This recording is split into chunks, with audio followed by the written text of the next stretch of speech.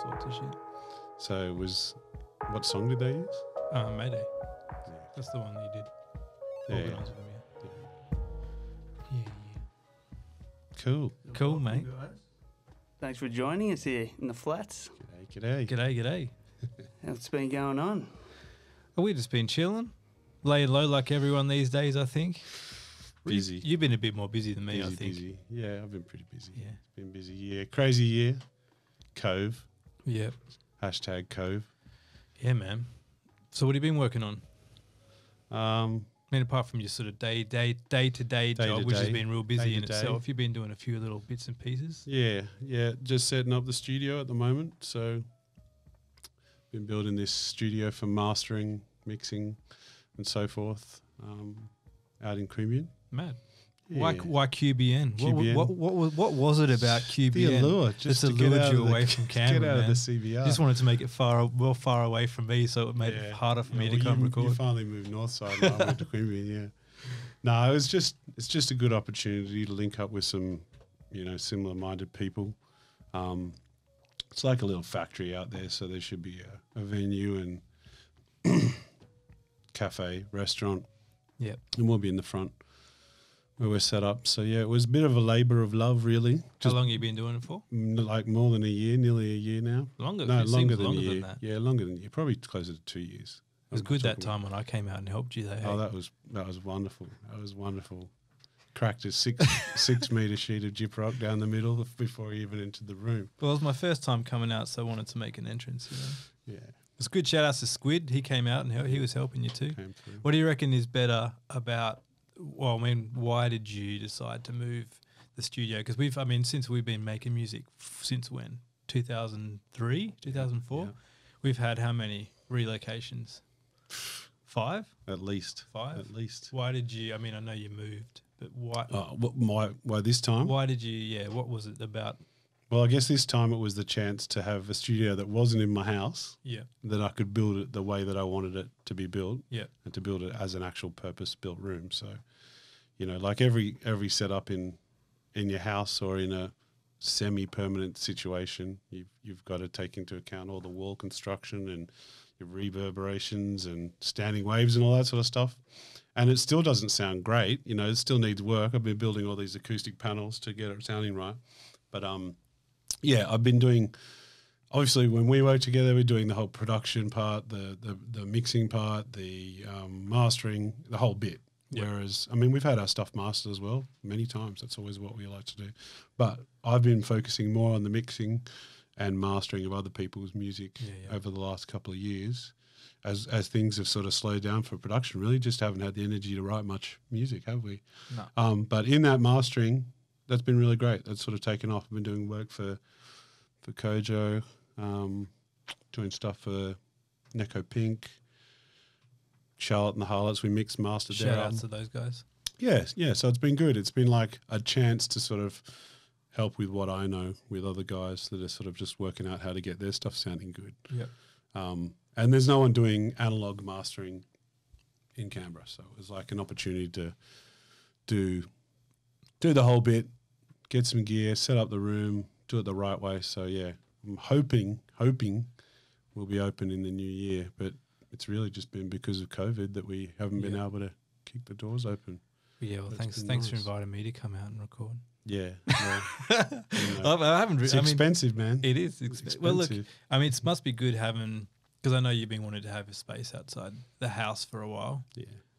It's obviously, being a family man now, you've got to make space for kids, make space for family, and it's nice to sort of have a bit of separation between, that kind of part of your life and then turning it sort of more into a business, which I think, and a passion and a business is what I think you've been aiming for a while. It's even when it's at your house and you run it as a business, you still have to walk out of one house and into the other. It still doesn't feel like you're out of your house. Yeah. But going there, it actually feels like it's a business. So we there can you sort go. of. That's the old studio. That was just in your garage. Yeah, it was upstairs in the garage. That was probably Mark 5 or something. Yeah.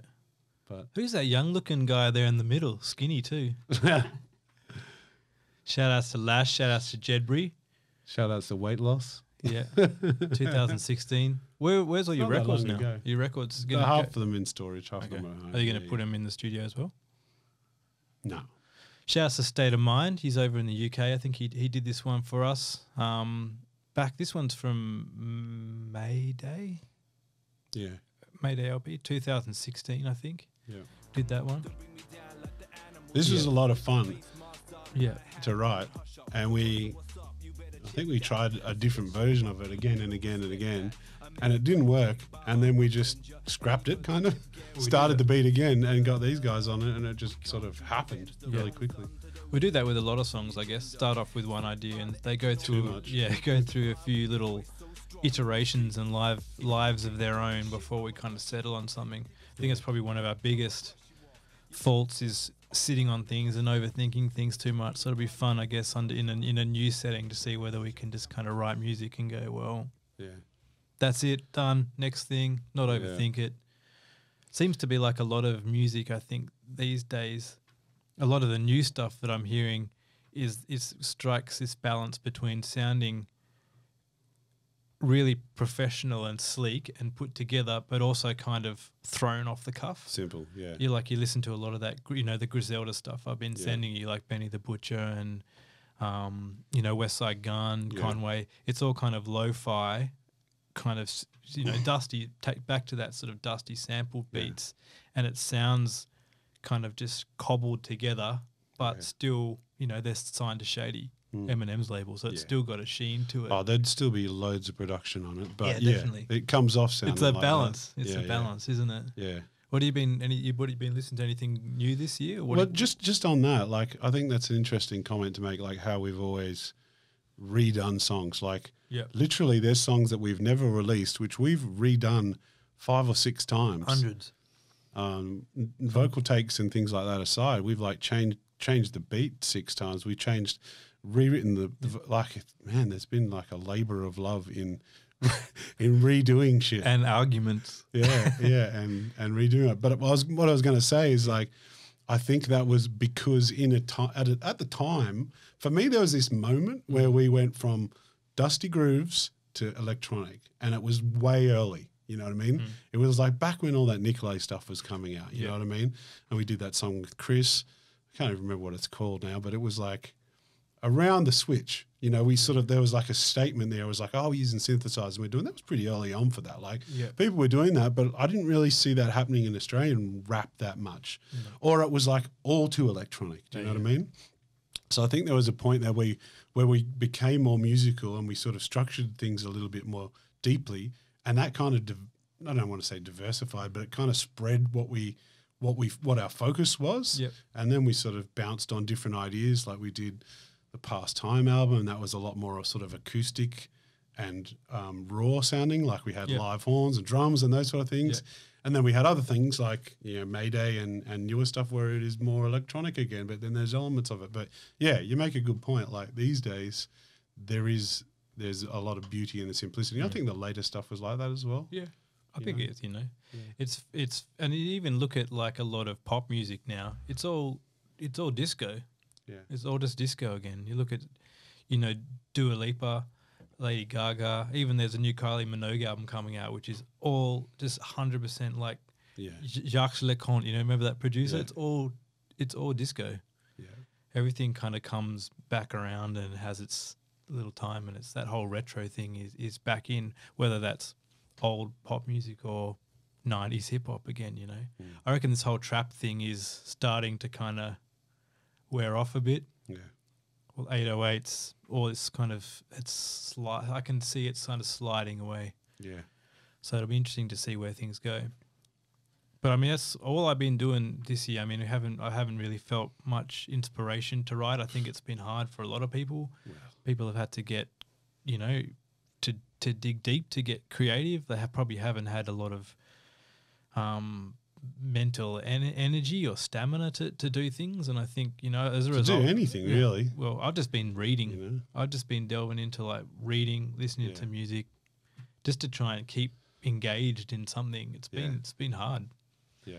So I sort of swing forth and back from music You know, I'll get into a bunch of stuff and then Yeah. I just get faded on it. It's like, oh, it's all drill. What the hell's drill? You know what I mean? Yeah. Well, everything's got a wave, doesn't it? Yeah. Has its wave. Yeah. It comes and goes. But there's stuff that stands out, like all that late Mac Miller stuff, that was just like magic, you know what I mean? Yeah, the newest one that he made. What a concept. Yeah. The 2 albums swimming in circles that he had planned before he was even before anything even happened. Dude is a genius. Infectious, and listening to it now you can't help but that really, like, that whole thing with him really, when you like read a lot, you read about things, you've seen Pop Smoke, Juice WRLD, a lot of these young dudes pass away, but I don't know. Nah, I reckon the Mac Miller one really hit me, I think, because you kind of grow up with someone's music. Makes you wonder what it must have been like for dudes like living around the time when people like John Lennon got assassinated, people that were like grew up with the Beatles, and then seeing something like that happen is just be like... Yeah, it's been a crazy few years for losing people, really. Yeah. It's crazy. And this year, as you say, a shitty year to release music, shitty year to go to the movies, to go out, to like own a bar, to perform gigs. I mean, even if we did do music, like we probably wouldn't do a live show. And you got to think, people. But that said, there's within all that, there's been a lot of people thinking outside the box, thinking creatively, and going, well, all right, I'm an artist. I literally can't tour. I need to make money. How am I going to perform? What am I going to do?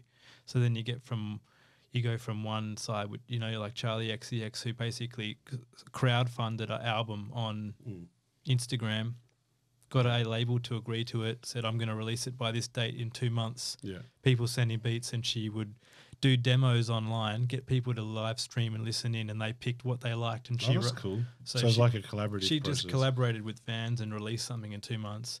Then you look at something like, How and that whole multimedia crew that he's been working with Shani and them doing the inside sets, which is literally people can pay their tickets to...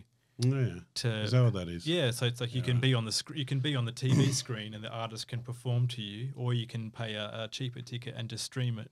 So it's the artist is performing to like your TV, and you can see your audience, but they're literally not there in the room. Pretty cool. So I watched the Briggs one. It was really good. You had little skits, like you had celebrities like Eric Andre and stuff going talking about him, and then it was his album launch, his EP launch, because he had no other way to... Is that what he did? Yeah. Oh, that's cool. And he'd be like, Eric Andre would be like, oh, check out Briggs' new EP. He's a bastard, just joking around. And then he'd cut over to Briggs, and he's just sitting in the chair like, okay. Just does a song to the TV. He's a good actor though as well, so it would have gone well for him, no doubt. So and people are getting creative, but I wonder, how much... how much are people so fatigued by this when it is over? Yeah. Are people going to... I reckon are they going to just go back to normal like that and go straight out to gigs, or are they going to take a little while to tentatively... I reckon it's going to be gangbusters. I don't know when it's going to be over. I honestly don't know when that will be. Yep. Like people say, oh yeah, next year you'll be able to fly, and who's going to fly though? You know what I mean? Who's going to fly? Anyway, I think it could be a long time, but I think when it does kick off, it's going to be like a gangbusters year. I think the last 2 or 3 years will be built up into one. Yeah, all these people haven't been able to have weddings and so on. People are itching, you reckon? Yeah. To get on the beers. Well, I think Melbourne went back yesterday. Can you imagine how many scooters were knocked back? Yeah, yesterday? I reckon people were getting busy. Getting busy. Yeah. There was a frosted glass tipped in Melbourne. No doubt. Believe me. No doubt. Thinking about when we were sort of looking at the Brush You Off clip there, what do you reckon out of all the clips we've done is which one means the most to you, or that you had the most fun doing, or that you liked the best? Because I mean, so many of them have different memories, or like, of who we were at that time. Yeah. $1 Million Bill was probably the biggest. I mean, $1 Million Bill would always be. We're filming one overseas together, when we traveled. There were so many different... That's right. We did that one in Berlin. Yeah. That was mad. That was one we did ourselves, and I basically took a camera and a tripod when we went there. I can't remember what we went there for. Was it after your wedding? Yeah, it was when we got married overseas. Yeah, that was right. We were in Prague and then we went there. Yeah. But what do you reckon's your favourite out of all of them? Probably Soul Glow, to be honest. Soul Glow, which we did with Rush. Yeah. Shout outs to Rush. Yeah. Shout outs to you and Big Rushy. Big Hades as well. Big- I was Big watching their Hados. bromance trip in Yeah. off to Byron Bay the other day That's right. online. They looks like they That's had right. a lovely time. So They shout outs did. to those two. Yeah, yeah, the little cuties. Yeah, that was a good clip. We did that at There it is. Soul was Glow. that where was that where we filmed that? It was Sancho's. It was the Sancho's. venue next to Sancho's. But yeah, that's it. It was just like single shot, sitting on the couch. We weren't really trying to do much That's with all it. I wanted. but All I wanted to that's all do we then, needed to which we do. did again with after midnight, is just single shot videos, so we don't have to edit them. I was Yeah. lazy. It was all just Yeah. about being lazy and Yeah. not having. And I think Rush really captured the sheen of your head in perfect. Well, it's not hard to capture. It's probably been captured quite nicely here under these I lights. as mean, well. like, avoided it, but it's always there. Pre-beard, of course. Pre-beard. Pre-beard gang.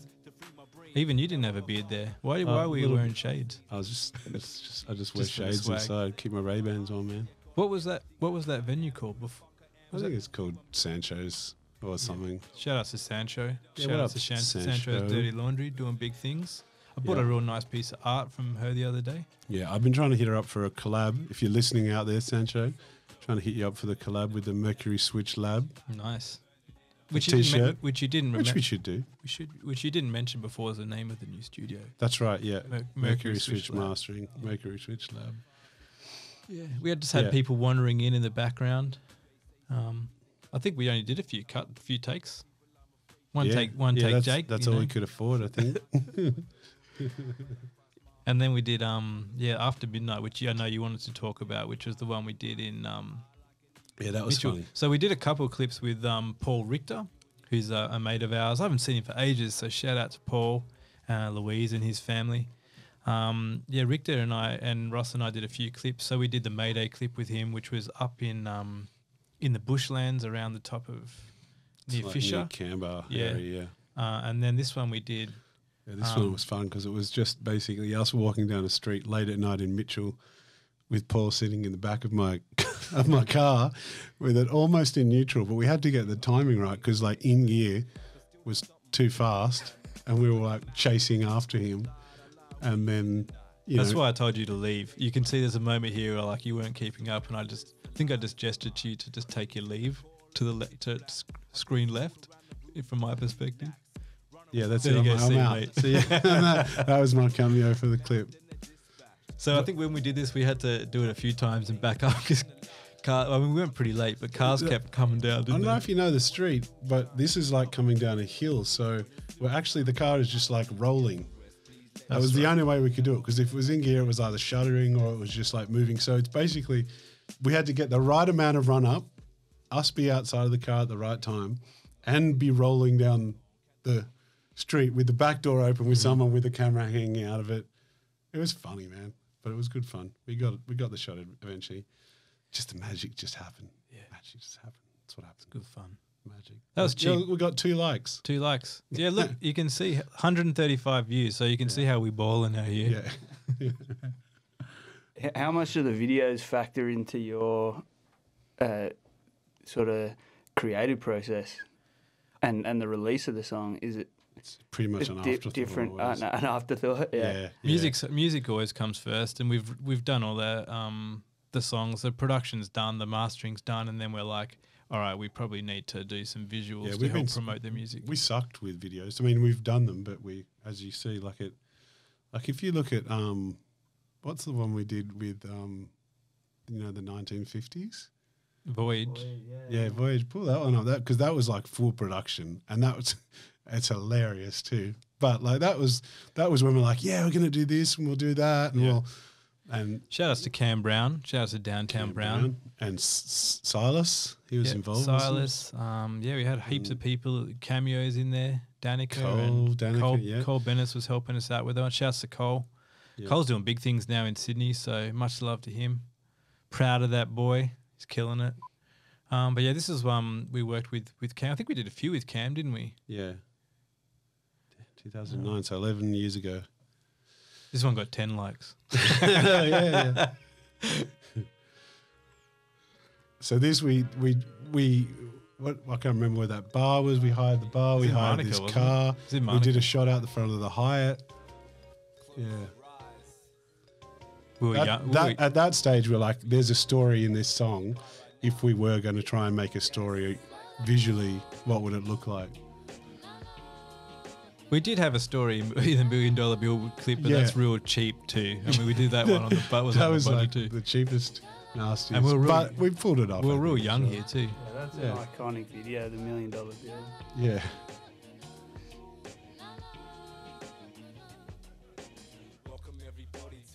It's the old speakeasy vibe, isn't it? Yeah. That's right. Where did Cam get that car I from? don't know. Did he hire it? Hired it or something. That's about the only time you You got know, to chuckle. you can see the sweat on his brow late on a Saturday afternoon. Shouts to Minky. Yeah. Back when I had an earring. I'd say there was a fairly big night that followed after this.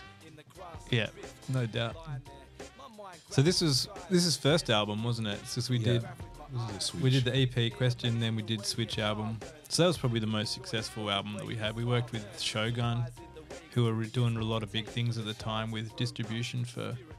Well, they were it pretty much. Yeah. It was them or Obese. Yeah, so we did And- Obese did the distro for the Question EP, and then we went to Shogun. Shogun Yeah. were really good. I can't remember the guy's name, but Yeah. Sam or something. I can't remember.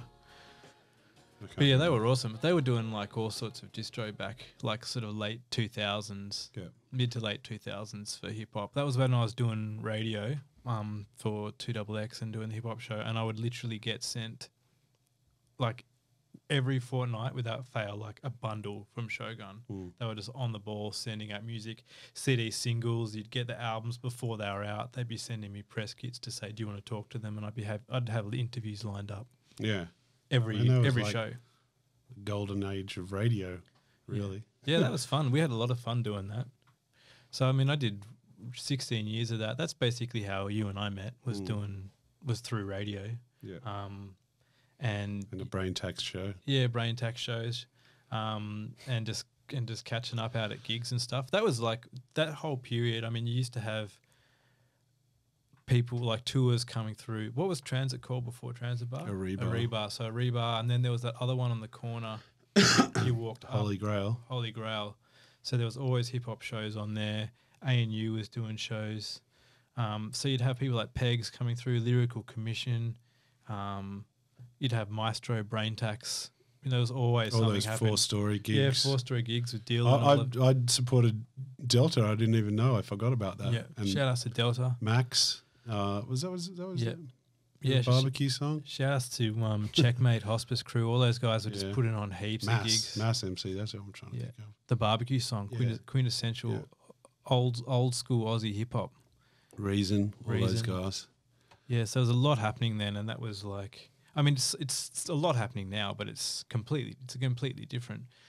This is before, like, you know, national radio was really The only thing. behind. I mean, yeah, but playing. it's kind of really before the whole digital internet thing blew up. You Yeah. know, we were on the trail end of the golden age of hip hop in Australia, and it was a time where people would still buy CDs, Yeah. and you'd get sent CDs, and Yeah. you'd buy records, Yeah, and shows would happen, and you'd get 300 people to every the show. Funkors on a Wednesday night or something like that. You know what Yeah. I mean? Yeah. So And we're that well- continued we're for a lucky, long yeah. time. I mean, you got to think with the transition over to Transit Bar too, when Jem was doing stuff there too. Yeah. Shout outs to Jem. It's huge shows. I mean, he was pulling a lot of the big international artists as well. Yeah. Shouts to Granger. Yeah. We had some good times there at Transit Bar, and that's where we filmed. And we did many shows as enjoyed well. You know, it wasn't just the hip hop scene. Do you remember we did Diplo? That's right. Well, We put Minky and I did Diplo. Yeah. And that was like the first time we'd come to Australia. And I think we did it at ANU Bar. It was at ANU Bar. And it was like $1,200 Yeah. or something. And I was shitting bricks. It was like, there's no way that I'm going to sell enough tickets to recoup $1,200, or maybe it was like $2,000 or something. But it wasn't much for Diplo, considering now it'd probably be like 180 grand US at least for half he'd an be hour. more than that. Yeah, This is when he was on site. He put out that one album on Florida on Big Data. yeah. That's it. That's what it was That's like. an amazing album too. crazy. Amazing album. That was an awesome night. And then we all went back to Transit Bar afterwards. Yeah. That's right. And he came and hung out. Yeah. He's a good dude. Yeah.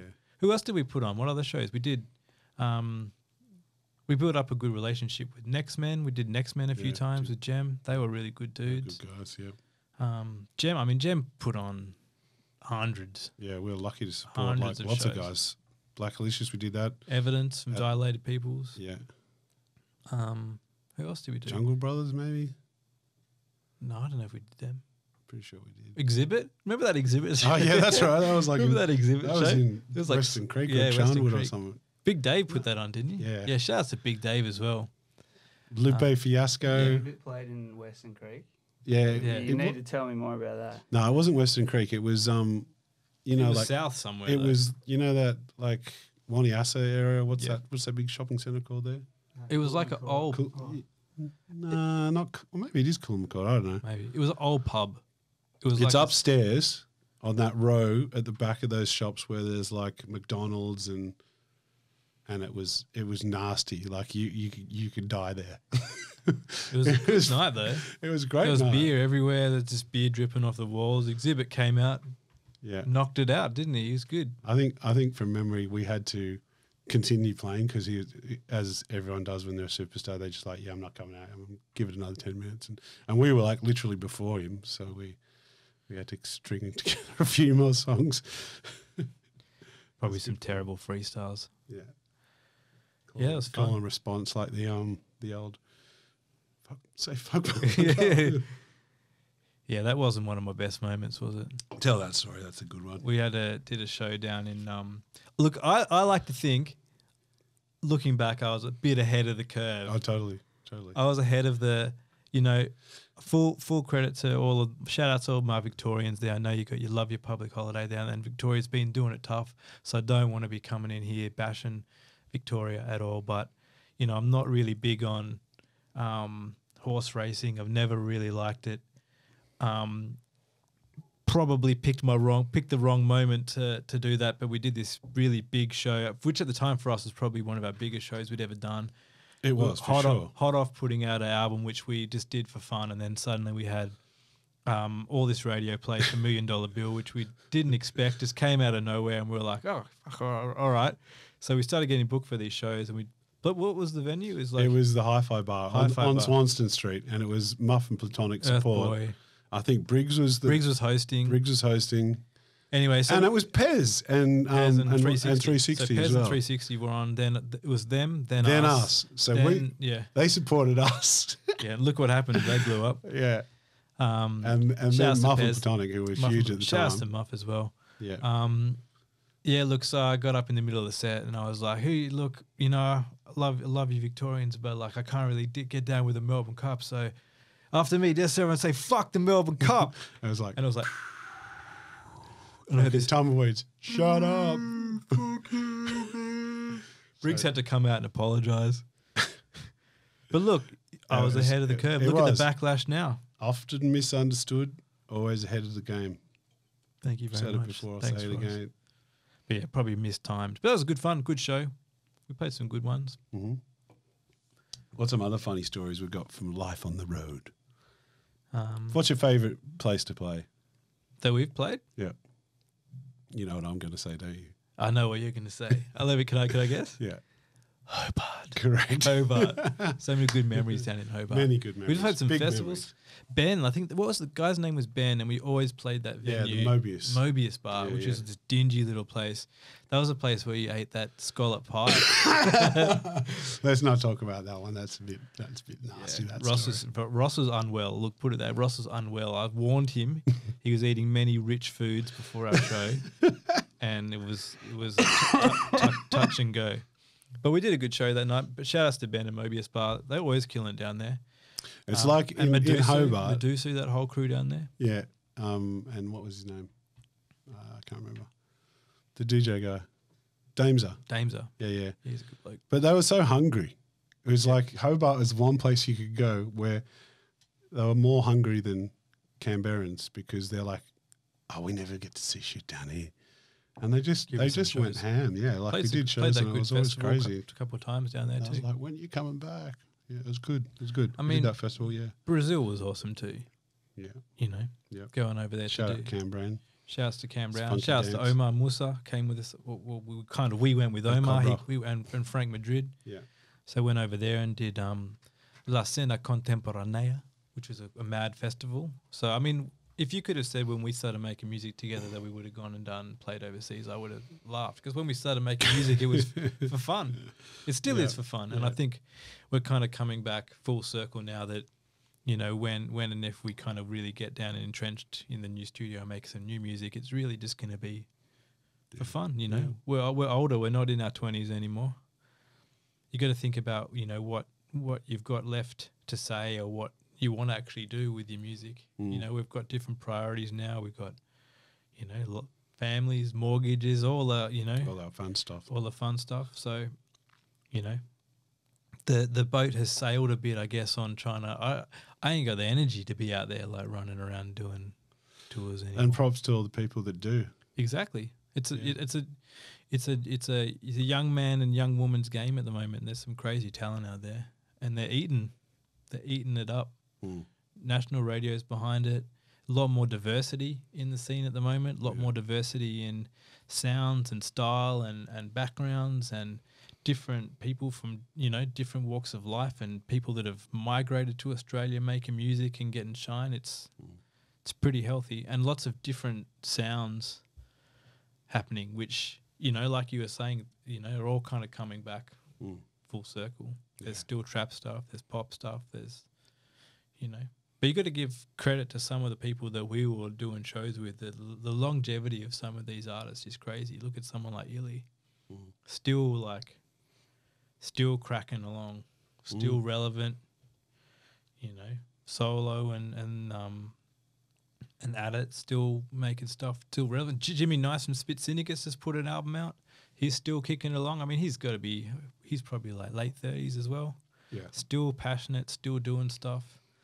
And there's still a market for that. Still a market for that music, and still an audience. There's still an audience for it, definitely. Yeah. What do you reckon would be something that we Jesus. who's hollering? What was something that we've put records out, toured, put albums out, done video shows. What's something that we didn't do that you would have wanted to do? That we didn't do? Yeah. Nah, I was going to say. Music-wise. Yeah. I don't know really. I think I've got no regrets. You know, we're pretty bloody lucky, to be honest, for everything we managed to achieve. It would have been nice to get to that point where we could support a national tour ongoing and make it work. Because I mean, we were doing it all off our own back constantly. We never had a label support. We never got signed. That would have been nice. Not that we were really looking for it. We always tried to stay independent and do our own thing. If we moved, we might have. Yeah, maybe. That would have been nice, but it would have been nice to be able to conduct national tours where we weren't just sort of scraping things together. I think we did one tour when we did Hobart, Melbourne, Canberra, Sydney, Newcastle, and that was kind of the longest stretch. But it would have been nice to get up a bit further to Brizzy and so on, and over to Perth or something. But no regrets, you know. Yep. Don't think we ever. Do you think at that time it was hard to do it from Canberra? Is that what you were getting at? Yeah. I think it was hard from what I can see, is that anyone that made the move out of Canberra and said, I'm really going to get out, cut ties, and just to give it a red hot go, they probably had more opportunities afforded to them than us, because we did stay in Canberra. And that's not an excuse of me saying, oh, we're owed something we didn't get, because we could have made that decision to do. But I think we were just so entrenched here with life and work. Because I mean, look at Code of Conduct, you know, huge shout outs to them. They, you know, Canberra based, they made a decision to say, we're going to go pursue our music and radio career in Sydney, killing it. Yeah. You know, and sometimes it is taking that leap of faith, making some of those harder decisions and going, you know, and I think, but it's also all timing and where you're at in life. Yeah. You know, I think when we started making music, we were probably a little bit older already. Yeah.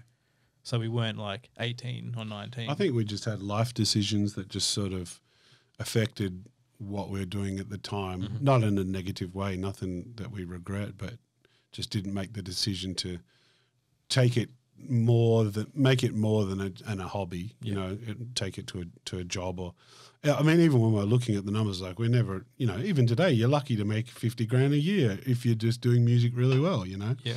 And then I think there was points where other guys, Code of Conduct, Citizen K, guys like that, they either got a manager or got signed that took them to a point, of course their music, of course all those things, but all that stuff aside, they got to a point where they could push it further from outside of the area. And I think we were talking to like Harbour at the time, was it Harbour or Premier? And Jem nearly managed to get us connected with a booking agent, and that would have been the next thing that we needed to do. And we just kept missing these couple of like little things. No regrets. We're happy where we are. But you know, it was, as you say, it's just like luck and dedication. Like Definitely. the guys out, if there's one piece of advice that I could give anyone that's under the age of 30 and they're still doing music, is if you're not going to take a year to 2 years off and just do it solid and actually try and make a career off it and forget about all the other shit, then you might as well just stop now, because it's probably just going to trickle along to a point where you're like, unless you can't be bothered, you're too old, or you're not relevant anymore, or you need to make money. You know, I mean, that's just life too. Yeah.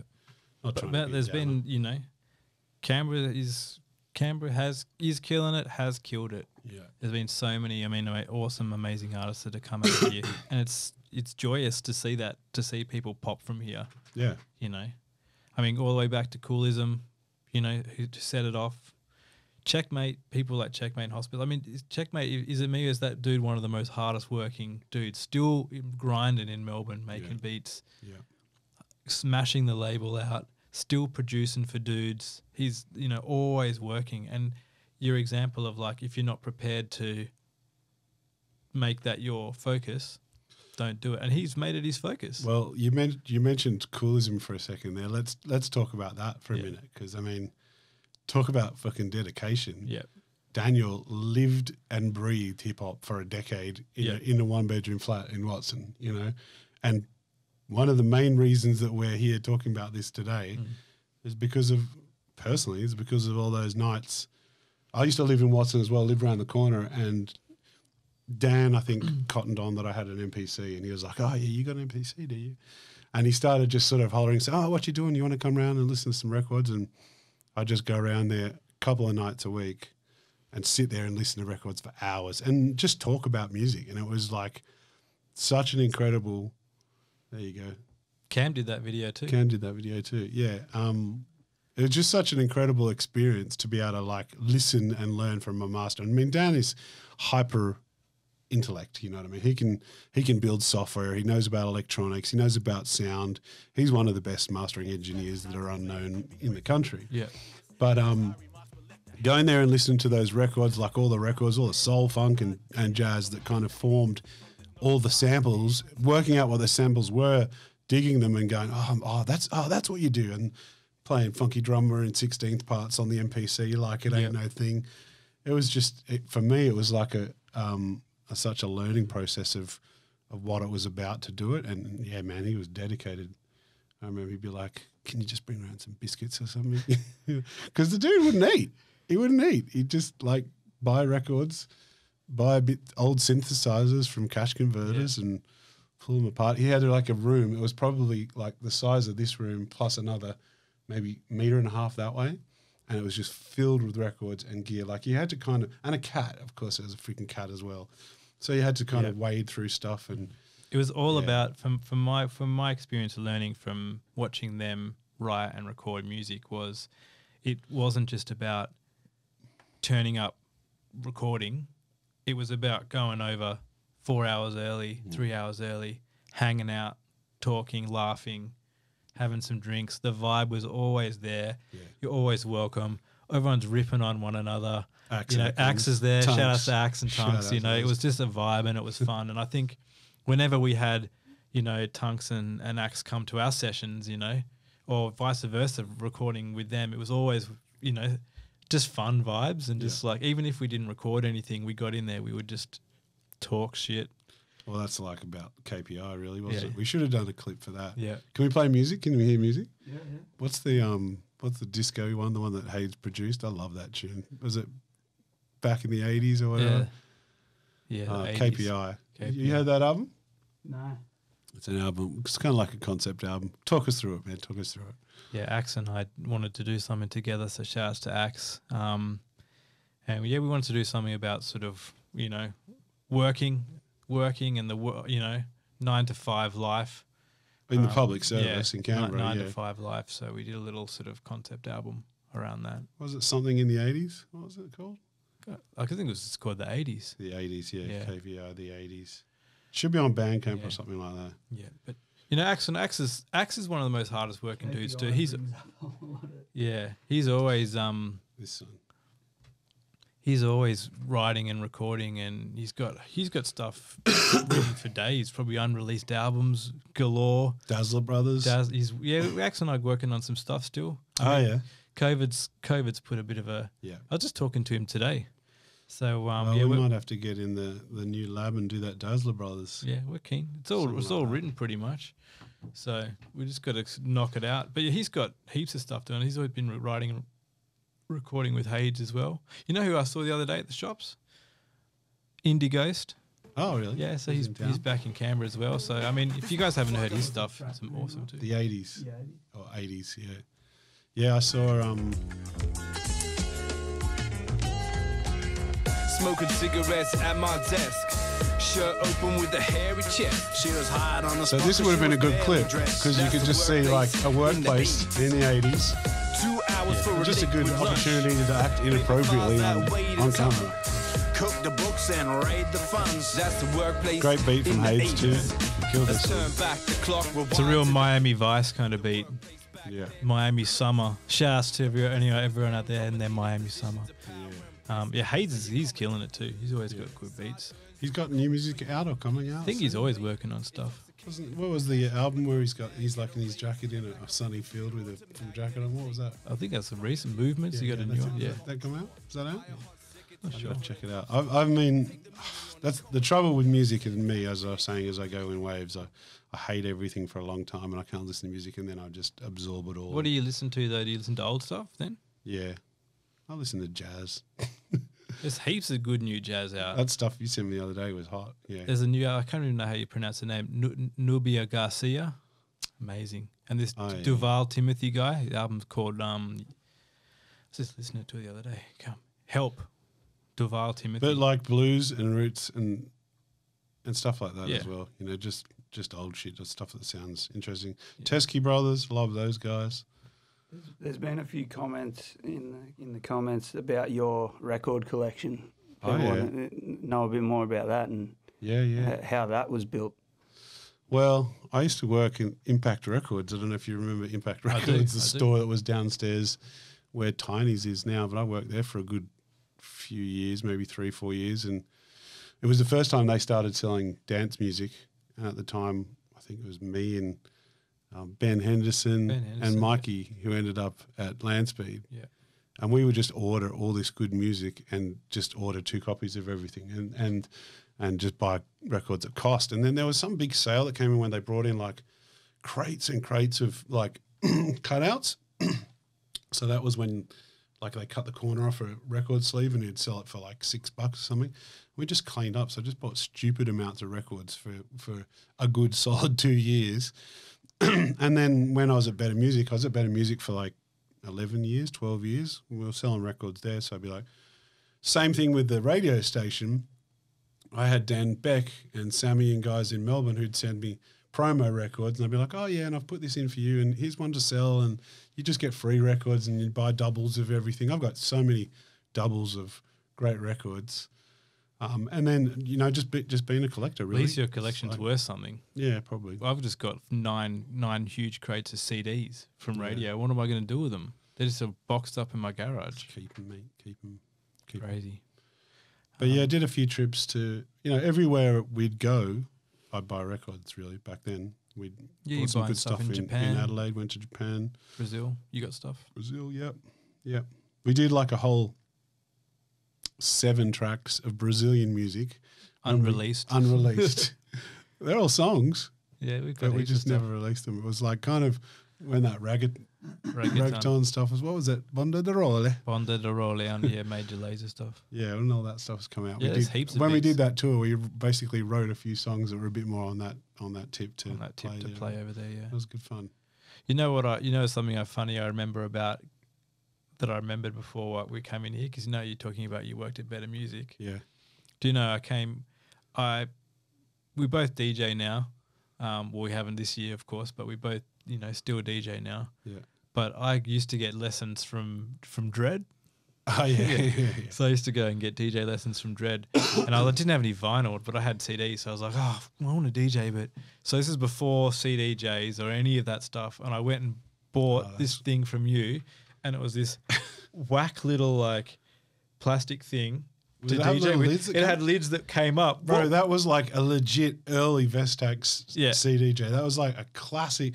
Did it have like a wood trim on the front? I don't remember, but I remember it had 2 plastic doors, and that you went lids, and they went, beep, and you put your CD in, and you couldn't even scratch on it. You just hit play, and there was this knob thing, and you went. Yeah.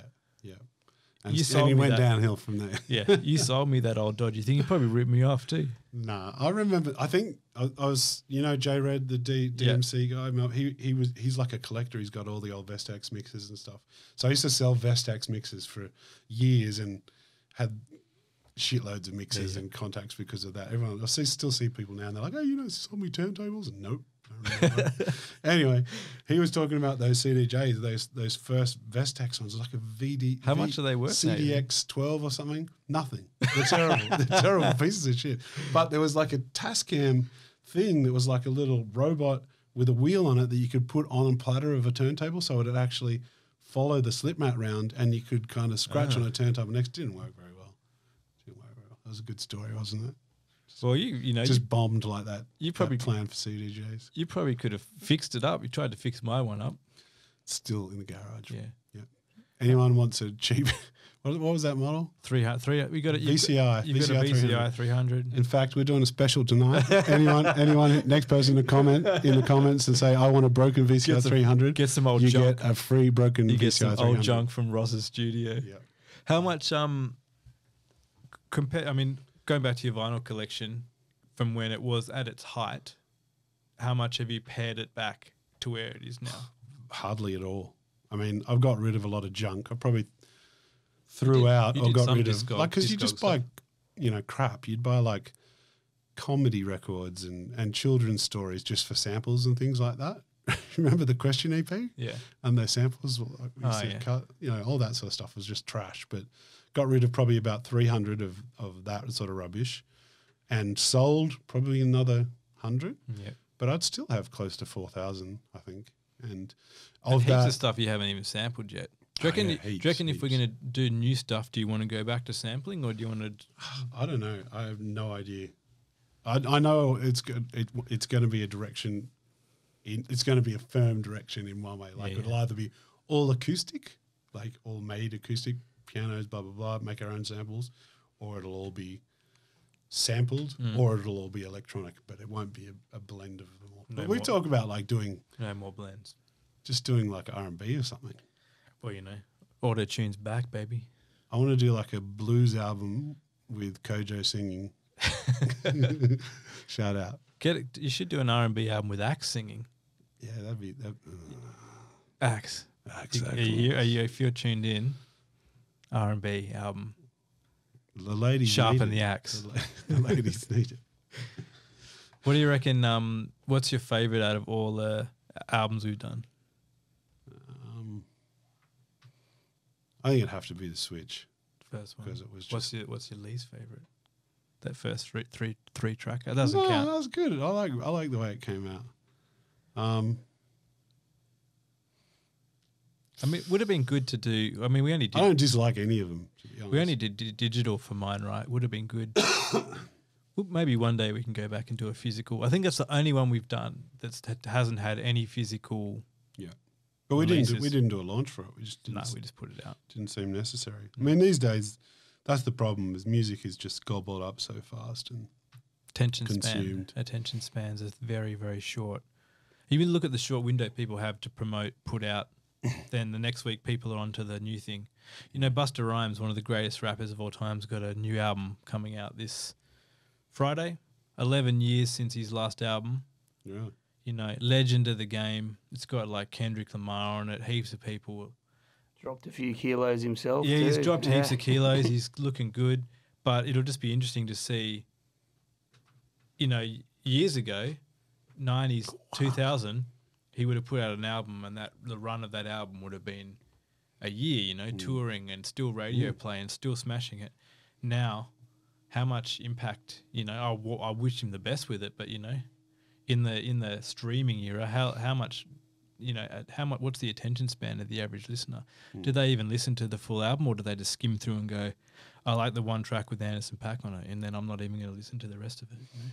You know? Yeah, I think, like in a broader sense, the way that people consume music and the way that the industry charges people to use music is probably, it's been in a pretty bad place for a while, because I think the Netflix era has changed the way that people consume video and movies and shows, but in a positive way, because it's sort of made the market more busy, you know what I mean? You've got like different providers like Stan and Amazon and all these guys now, whereas you've kind of got Spotify, which no one really has, but they don't have. What do you mean don't no really one has pay it? for it? Well, I mean, everyone has it, Yeah. but not everyone pays for premium, and No. then, you know, you can get bits and pieces, but Yeah, you're yeah. not really paying for music as you were. But I think copyright reform is on its way. I mean, in Australia, I know there's things that are happening now in terms of what we can share, because at work through the archive, we're dealing with rights all the time. Like copyright is a pain, and it's so backwards that it's such a pain that a collecting agency like us can't really share as much as we would like to of all this historic stuff. But then when you're the artist right now, you can't even really get paid for it. You know what I mean? So I think at some point there's going to be a bit of a shift where there's a bit of, it equals out a little bit. You know what I mean? It's not quite there yet, but I feel like in a few years, maybe in the next decade, we'll see everyone getting paid a little bit. Yep. Because it'll, I don't know, I'm trying to say it'll be like the Uber of music, you know what I mean? Like do you know what I mean? Like the Airbnb of music. It's probably already happening with Bandcamp and things like that, but I don't know, I think The copyright issues are interesting. maybe I'm one. just dreaming. When COVID started, I thought, I'm not going to be able to DJ. I still want to do it. I'm going to try and stream some sets on Instagram. I tried to do two, and they like cut me off like 10 minutes in, because it goes, you're using music you can't use, and I'm like, well, just trying to have fun. Yeah. But they wouldn't let you do it. Yeah, and you pay it's for like it. it's not keeping up with the technology, the laws and the copyright behind it. Yeah.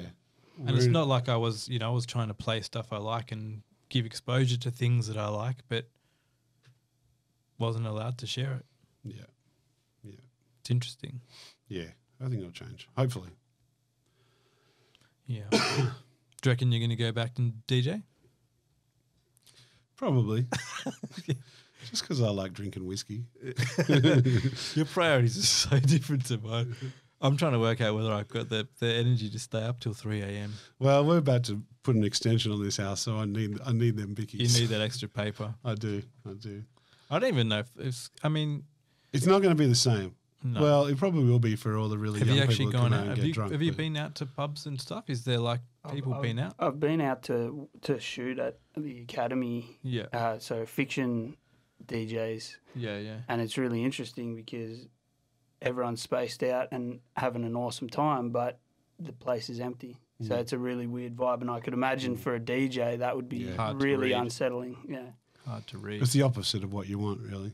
I mean, it's like going to the movies. You know, you go and you watch something happen rather than going and being involved in a vibe. And it was always about the vibe, really. That's one of the things that sort of shit me about the way that playing in restaurants and bars changed from playing in clubs and nightclubs. Not to say that I wanted to play in like big rooms and stuff like that, but you would always be trying to get the whole place into a vibe and to sort of feel what you're doing, and then everyone, you know, it just became more of a restaurant vibe. It's like you're playing to people eating their You're playing their background dinner. music. Yeah, you're playing background music, and you'd actually get, you're getting a bit too loud, or you're getting a bit too animated there. Watch out, this person's about to dance. Yeah. Yeah, interesting. We'll see what happens, I guess. Well, yeah, I mean, the silly season is coming, isn't it? Summer is coming, so it's going to be interesting to see how entertainment industry, you know, in Canberra and in Australia globally, sort of deals with that. Yeah. I certainly haven't been tapped on the shoulder to play anywhere yet. So Well, I'll plug a gig actually. Oh, yeah? It looks like I've just been booked to play a gig on Saturday night. It's at a new bar. Shout out Jim. What was it called? I have to look it up. It's plug. It's some new bar in Kingston. It's the same as the old Cambrian guys. Oh yeah, Queenies. Queenies in Kingston. So they're doing all vinyl, which Yeah, is mate. nice. Saturday night. What are you gonna? What's the genre? Are you gonna? I think it's going to be funk, soul, hip hop. Yeah. some classics. Yeah. So Is it gonna? Have you packed everything up, or are you gonna have to I'm going to have to dig some go stuff out. digging? Yeah. Get those. I've got a fingers bag dusty? of sevens about this big, which will get me through about an hour and 45 minutes of mad throwing records everywhere because they're not organised. No I'm mixing, not like just Jam. I playing. don't have like 4 suitcases of 45s between the years of 1967 and 1959. Yeah, Motown box, But Blue Note box. yeah, I'm not that organised, so I'll have to go dig some stuff out. But that'd be fun. Yeah, mad. I'm sure the people have missed you guys out there, but I think that's it. Thanks for joining us. No worries. Yeah. Thanks for having us. That's been awesome and great to hear your thoughts. Thanks, brother. Thanks, man. Take care. Peace.